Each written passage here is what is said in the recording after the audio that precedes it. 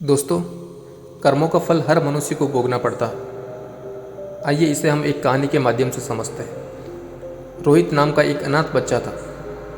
उसके माता पिता बचपन में ही चल बसे थे। उसके ननियाल और पिता की तरफ से भी कोई नहीं था। उसके ना तो कोई आगे था, ना कोई पीछे। अनाथालय में रहा और वहाँ पर ही पढ़ा। वे पढ़ने में मेधावी था। उसकी आर्मी में नौकरी लग गई और वे एक अधिकारी बन गए।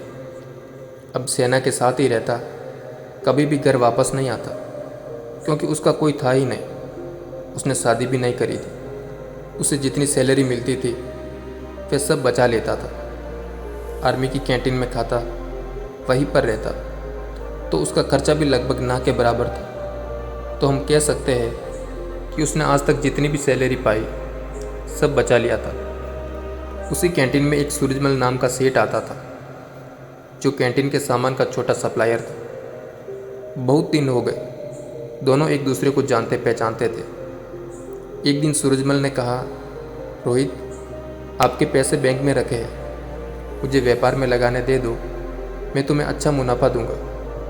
रोहित ने मना कर दिया। रोहित ने कहा, मुझे इतनी ज़्यादा पैसों की लालच नहीं है। जो सरकार ने दिया है वह मेरे खाते में पड़ा है। कभी ज़िंदगी में ज़रूरत पड़ी तो इस्तेमाल करेंगे, नहीं तो कोई बात नहीं। सेठ ने कहा, यह भी क्या बात हुई? अगर तुम हमें अपना दोस्त मानते हो तो तुम मेरी सहायता ही कर दो, मैं तुम्हें ये पैसा वापस लौटा दूंगा।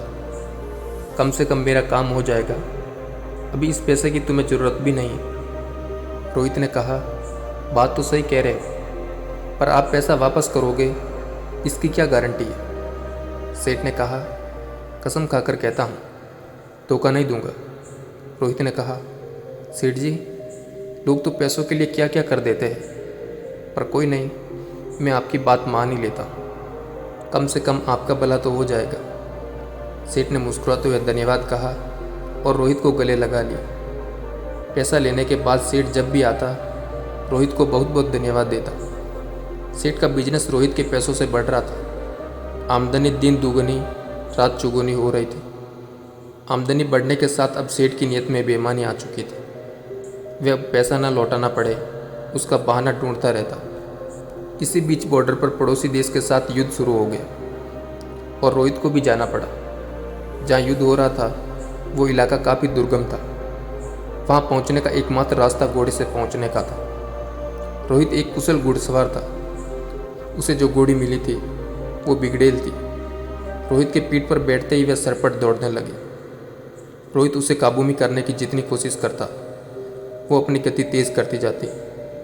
रोहित ने लगाम पूरी ताकत से खींचा, पर पता नहीं आज ये बिगड़ेल घोड़ी कुछ भी सुनने को राजी नहीं थी। घोड़ी दौड़ते दौड़ते दुश्मन के खेमे के सामने जाकर खड़ी हो गई। रोहित दुश्मन की गोलियों का शिकार हो गया। सेठ बराबर आर्मी कैंट में जाता था। उसे वह पता चला कि रोहित युद्ध में वीरगति को प्राप्त हुआ। सेठ ने वहाँ काफ़ी दुख दिखाया और कैंट से बाहर आते ही खुशी से झूम उठा। अब पैसा वापस नहीं करना होगा। सेठ का व्यापार दिन दुगना रात चौगुना तरक्की कर रहा था। कुछ दिनों बाद सेठ की पत्नी माँ बनी और सेठ एक सुंदर बच्चे का पिता बने। सेठ के जीवन का सबसे बेहतरीन समय चल रहा था। समय बीतते देर नहीं लगती। सेठ का बेटा अमर, जो अब बड़ा हो गया था और अब सेठ के साथ मिलकर व्यापार करता था। अमर विवाह योग्य हो चुका था। अच्छे घर की सुंदर सुशील कन्या देखकर अमर की शादी हो गई। अब सेठ कहता, कुछ दिन की और बात है, अब बेटा व्यापार संभालेगा और मेरी ज़िंदगी सफल हो गई। और क्या चाहिए मुझे? अमर की शादी हुए मुश्किल से 2 महीने हुए थे। अमर सड़क पार कर रहा था, उसे चक्कर आया और गिर गया। लोग उसे उठाकर हॉस्पिटल पहुंचाए। उसके ब्रेन का MRI और अन्य टेस्ट हुए तो पता चला अमर को ब्रेन कैंसर है। सेठ ने डॉक्टरों से कहा, पैसे की चिंता मत करें, आप इलाज करें। डॉक्टर और हॉस्पिटल बदलते गए, पर अमर की हालत दिन ब दिन बिगड़ती गई। सेठ अब व्यापार पर ध्यान नहीं दे पा रहा था। उसके कस्टमर छूटते जा रहे थे और हॉस्पिटल का बिल बढ़ता जा रहा था। अब सेठ पर कर्ज काफ़ी हो चुका था। सेठ परेशान था। अब अमर को डॉक्टरों ने जवाब दे दिया। सेठ हार चुका था। किसी चमत्कार की आशा में बैठा था।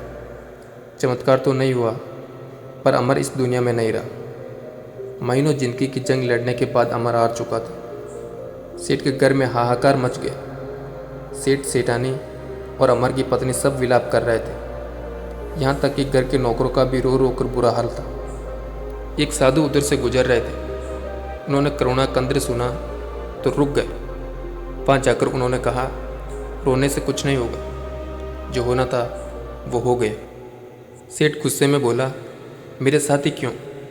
साधु ने कहा, सब कर्मों का फल है, यहीं चुका कर जाना होता है। आज बहुत रो रहे हो, कल तो तुम हंस रहे थे। सेठ ने कहा, मैं कुछ समझा नहीं महाराज। साधु ने कहा, तुमने अपने व्यापार के लिए उधार पैसे लिए थे।